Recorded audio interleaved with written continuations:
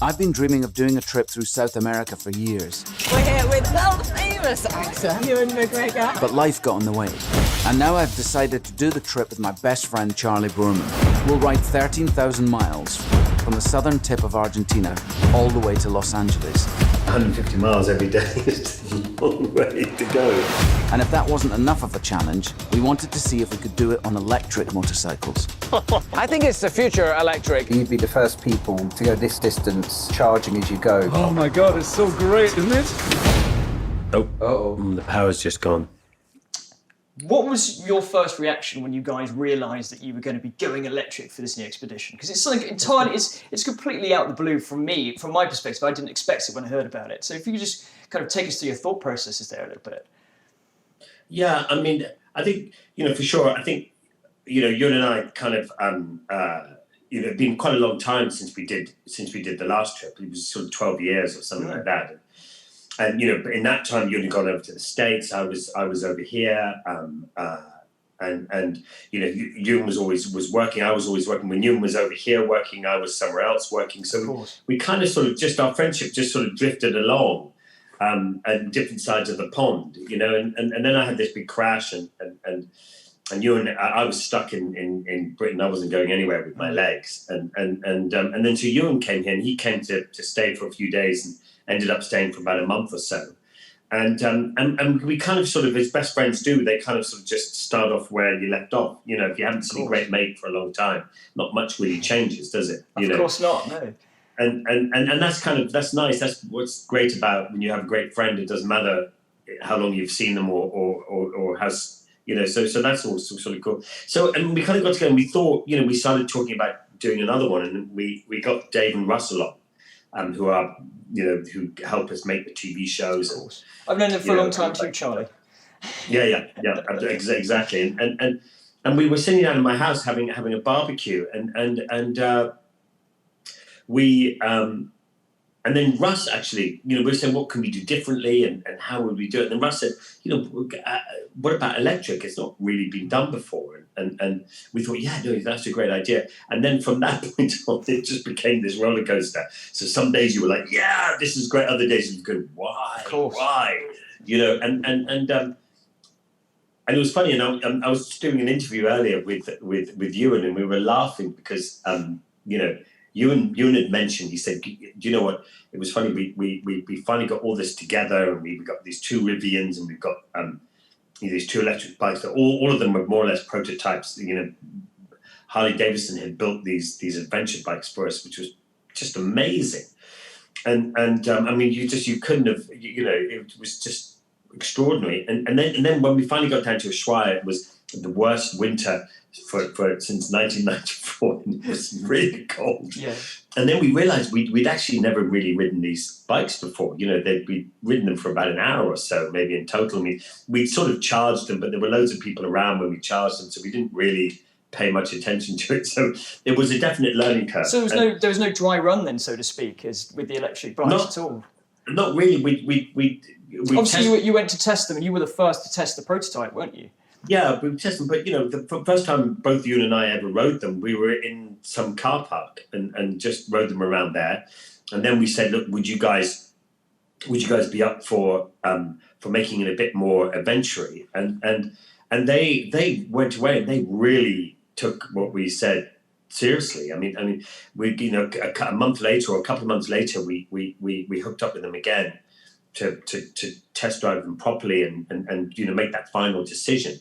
And it was with Zero was the other guys. There's only really two companies that really were able to offer the bike up. I think the motorcycle world is lagging a little bit in motorbikes. A lot of these companies have motorbikes, but they're all real proper concept bikes. They're not where Harley-Davidson had just spent the last 5 or 6 years getting this bike ready, And anyway, so they wheeled out this LiveWire, then they wheeled out this adventure LiveWire, and they changed the front end, they changed the back, they put a pannier thing on the back. Yeah. I mean, they had done, the most extraordinary amount of work, and it just became so obvious the kind of choice. And, you know, we rode down the hill and it was like, well, you know, we don't have to go any further, really. This will do it.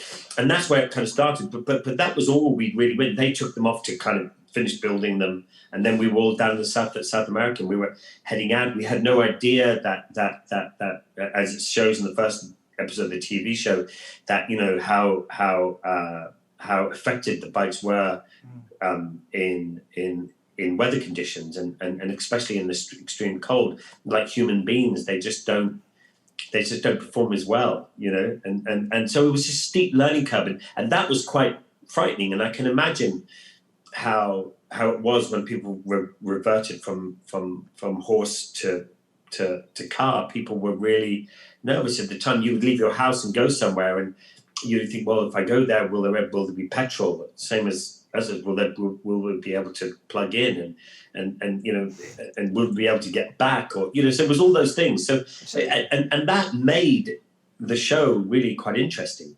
Oh, definitely. I think it added, I mean, with your last trip, there's always been that element of jeopardy and, you know, the idea that, you know, something's going wrong. It always goes wrong. I know that. But obviously you had all these extra things, you know, with your charging. How did you go about that? Because surely when I was watching the first episode, I thought, you know, these guys are mad. You know, we had a projected 70-mile range on your bikes. I just thought, how are you going to do it? How was it in terms of wrapping your head around that task? What was it that you guys had to do? And obviously Rivian were very highly involved in that, and in terms of putting in the charging infrastructure and stuff. Yeah, I mean, the Rivian charging infrastructure, I mean, that didn't really help us, really, because the chargers were different to us. So we could charge from them, but we couldn't get a fast charge. Eventually, we worked out a machine that we could suck power from the Rivians to the bikes, but that really helped us. But that was much later on. So at the beginning, I mean, the idea was to put that infrastructure in, to say to people, look, here's a charging point, and you know, give it a go. And all these companies now, you know, that's the next sort of land grab, really, is charging points. I mean, it's going to spread like wildfire. These you know, who owns the charging things, and we're all going to travel differently. So basically, you know, we headed off on the motorbike, and I remember, you know, we were waiting 4 days for the storm to go away, and we had this loose plan about that we were going to stop where that charger was at this bakery, sit there for an hour or so, and which we did, and we charged, and we spoke to this really nice guy who owned this bakery, and he was an interesting guy. And then we headed off, and then we arrived at the hotel, and we thought, well, wow, this could work, you know. And that was the first and only day that the plan went to plan. The rest of the time, you know, plans are made to be ruined, aren't they? They really are. We had one day out of 100 that worked perfectly, you know, and then it was you had to get used to asking people to plug in around lunchtime, and you would plug into a restaurant or someone's business or someone's house, and not only were you plugging the bikes in, but you were meeting all these different people that normally you wouldn't see, because you'd be in a petrol station or you'd be riding miles up the road, you know, and so it added a really dynamic kind of experience that we didn't realize was going to happen, and it turned out really, really nicely, you know, and there wasn't one person who said, no, you can't charge here. Everybody was, you know, no one asked, oh, is that going to suck up a lot of power, or, you know, how are you going to pay for that, or you know, it was never that. It was just this open houses, and of course, you know, we went through areas which didn't have which were poor, and other areas which were challenged, and of course we always offered up to pay for our electricity, but it's ridiculously cheap. You know, you can plug your LiveWire into your house, into a house plug, and you fill it up overnight, and it costs £1.20 to fill. So it's not.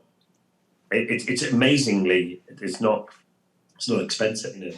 I think and again, that's the main thing as well. I mean, you had the Rivian trucks, you had the Harley-Davidson, special Harley-Davidson prototype adventure bikes. I mean, there's everything from electric scooters, you know, to electric skateboards that are coming around. That, you know, this micro-mobility scene, that all electric, of course. I think there's a lot that you're showing that you guys have done to promote that. And I like you say, it's not the only way, but it's another way. It's a new way. Yeah, and I think it's that's a new way. I think that's important. I think it is exciting, and I think congratulations to you guys for making it much more exciting to the average viewer. And I think that will do a lot moving forward, actually. But so are you personally convinced about the electric future? Yeah, I mean, I think it's kind of there. I've got this. I'm just about to put in some solar panels and a home battery. Like you, so yeah. So like what Ewan's done, and so I can run my electric bikes and I ride these pedal assist e-bikes, bicycles, downhill mountain bikes, and I go down to the Surrey Hills. There's some amazing downhill mountain biking down there, just awesome. So you power down these tracks and then just cycle up. And I tow. People grab my belt and I just tow people up the hill so they can go down the track again. We've got a couple on test coming up in the next few weeks, so don't spoil it all. yeah. But and so if I could plug in my e-bikes and stuff, and I could actually get the energy from the sun. I mean, how cool is that? You know, amazing, and sun e-bikes and everything. I mean, that is just skyrocketing. Every second bike you see in London is an e-bike. So and I did it because I smashed my legs to pieces, and I struggled for 3 years to get any strength back in my legs. And then eventually someone said to me, "Oh, Charlie, look, you've got to try this Mustache mountain bike," and this French company, and they you know, they're very kindly lent me a bike, and I use it as rehabilitation, and it really worked because my knees and ankles are shot, and you know, I can't run anymore, I can't walk on a bicycle, I can't ski, I can't. But you're on the bike still. But that's just sitting down. And I struggle to walk up the stairs and all that kind of stuff. But this e-bike gave me freedom. You know,